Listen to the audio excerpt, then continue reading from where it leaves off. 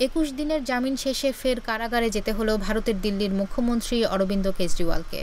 Supreme court আগাম জামিনের আবেদন নাকচ করায় রোববার তিহার জেলে ফিরে যান তিনি। জেলে যাওয়ার আগে বললেন, লোকসভা নির্বাচনের বুথ ফেরত জরিপ ভুয়া।